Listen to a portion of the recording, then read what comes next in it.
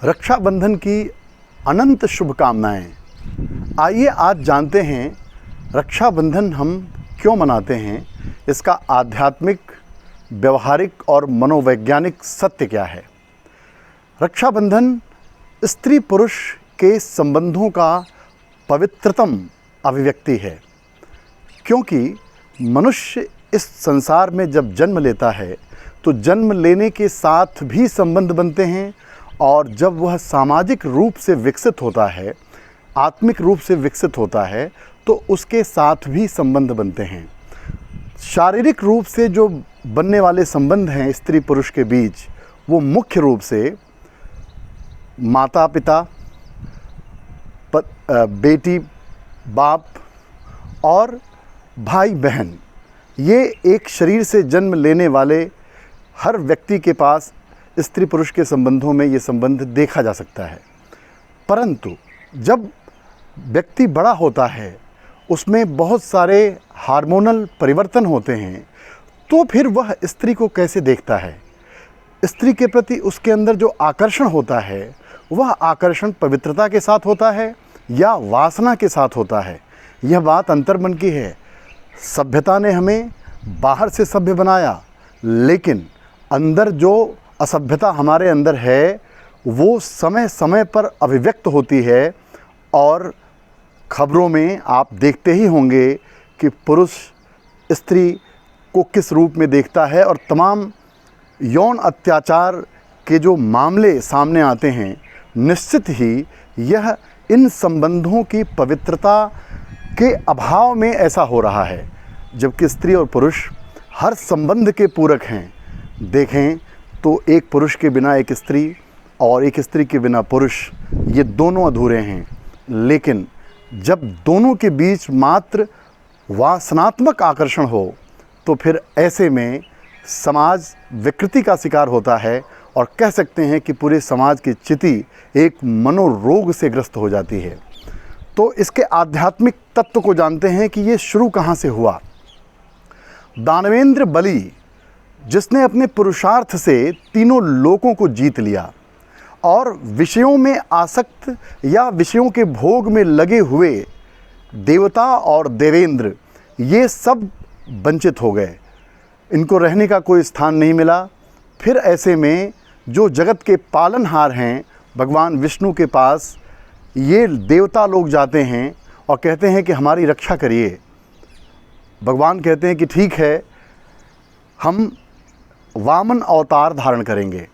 अब वामन अवतार देखिए कि एक व्यक्ति अपने पुरुषार्थ से अपने को इतना बड़ा करता है कि भगवान उसके सामने वामन रूप धारण करते हैं। थोड़ा सा इसके मनोवैज्ञानिक पक्ष को देखिएगा, क्योंकि मैं इसके मनोवैज्ञानिक अर्थ को आपके सामने रखना चाहता हूँ। धर्म का जो प्रभाव लोगों के जीवन में होना चाहिए, उसका सर्वथा अभाव दिखाई देता है। धर्म मंदिर, गुरुद्वारा, मस्जिद, चर्च यहीं तक सिमट के रह गया है। मनुष्य के व्यवहार में धर्म का दर्शन नहीं होता, इसीलिए मनुष्य सुखी और शांत नहीं है।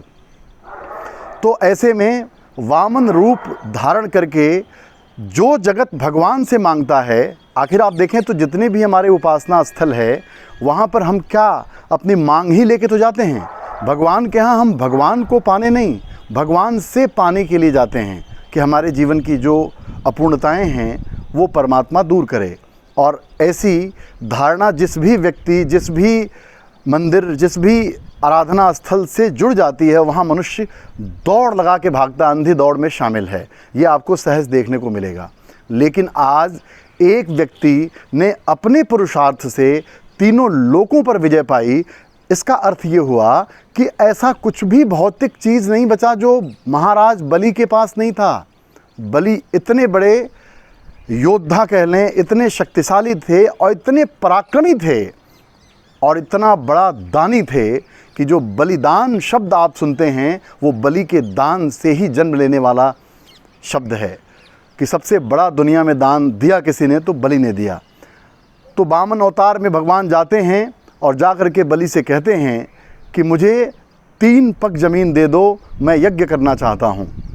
बलि कहता है कि हे ब्राह्मण देवता, आप जानते हो किसके सामने खड़े हो? आपको तो मैं जानता हूँ कि आप छोटे कद के हैं और आपको ज़मीन की आवश्यकता है, लेकिन जिससे आप मांग रहे हो आज तीनों लोकों का वो स्वामी है, वो सामान्य व्यक्ति नहीं है। उससे ऐसा मांगो कि फिर ज़िंदगी में किसी से मांगने का आपके पास अवसर ही ना आए। सोचिए कितनी बड़ी बात है।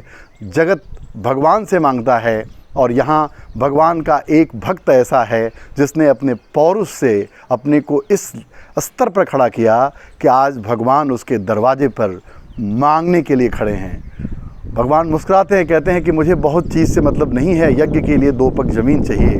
और कहते हैं कि भगवान ने 2 पग में ही सारा संसार माप लिया और जब बात तीसरे पग की आई, इसके भी बड़े वैज्ञानिक विश्लेषण हो सकता है, लेकिन हम लोग रक्षाबंधन के पर्व में इस पर ही ध्यान दें कि कहते हैं कि अब तुम्हारे पास जो तुमने जीता और जिस जीत की वजह से तुम अपने को मानते हो कि मैं महाप्रतापी, महाबली हूँ, महादानी हूँ, अब तुम्हारे पास मुझे देने के लिए कुछ भी नहीं बचा। तो अब बताओ कि तुमने संकल्प मुझे 3 पग भूमि देने के लिए दिया था, लेकिन तुम्हारे 2 पग में ही सारा साम्राज्य तुम्हारा समाप्त हो गया। अब मैं तीसरा पग कहाँ रखूँ? और अगर इसको रखने का स्थान नहीं देते हो तो तुम्हारा संकल्प बाधित होगा और निश्चित ही जो तूने दान पुण्य किया है वो सब समाप्त हो जाएगा या तुम पाप के भागी बनोगे। तो बलि वहाँ जो बात कहता है वो विचारणीय है। बलि कहता है कि इसको मैंने जीता है, जिस चीज़ को मैंने जीता है वो मुझसे बड़ी नहीं हो सकती, निश्चित ही उससे बड़ा मैं हूँ, यानी इन समस्त वस्तुओं से अलग मैं हूँ।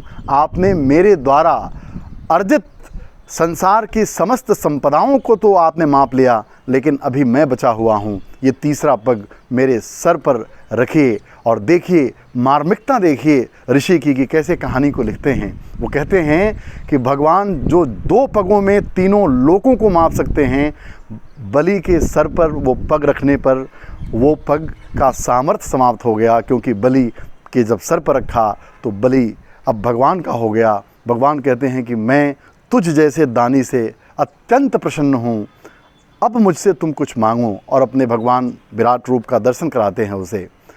तो और भी कहानी है कि शुक्राचार्य जी उसमें रोकने की कोशिश करते हैं, ये बलि छलने आया है, तमाम गुरु की बात भी उसने नहीं मानी। ये है उसका पौरुष, ये है उसकी प्रतिज्ञा, ये है उसका संकल्प। जहाँ भगवान भी बामन दिखाई देते हैं, हल्के दिखाई देते हैं। तो फिर ऐसे में अब वो बलि कहता है कि ठीक है, आपने सब कुछ ले लिया, मैं भी अब आपका हो गया, तो फिर मुझे अब आपके सिवाय इस संसार में देखने योग्य कुछ भी नहीं दिखाई देता, तो बस आपके दर्शन मुझे होते रहें, ऐसी मेरी इच्छा है। भगवान ने बलि से सब कुछ लेकर के बलि को स्वयं को दे दिया, यानी भगवान स्वयं बलि से बध गए। ऐसा सौंदर्य है। और जब भगवान बध गए तो बलि पाताल लोक में भगवान के साथ रहने लगे। अब इधर माता लक्ष्मी, जिस लक्ष्मी के पीछे ये दुनिया भाग रही है, वो विष्णु के बिना अधूरी हैं, अकेली हैं, उनका बैकुंठ में मन नहीं लगता। वो सोचती हैं कहाँ गए, इतने दिन से तो आए ही नहीं। तो फिर ऐसे में वो खुद आती हैं एक स्त्री का वेश धारण करके और बलि के यहाँ आती हैं और कहती हैं, रहती हैं। और इसी दिन, जिस दिन हम रक्षा बंधन मनाते हैं, इसी दिन बलि के बाहों पर राखी बांधती हैं, उसके हाथ में बहन बनती हैं और बलि को भाई बनाती हैं और कहती हैं कि आप मेरे पति को मुझे दे दो, क्योंकि ये जगत पति हैं, ये अगर आपके पास रहेंगे तो जगत का पालन कैसे होगा और मैं इनके बिना कैसे रह सकती हूँ। तो बलि ने भगवान को दान दे दिया, फिर भगवान को मुक्त किया। ऐसा कह सकते हैं कि बलि इतना प्रतापी राजा था कि जिसने भगवान को बांध लिया और भगवान को मुक्त किया।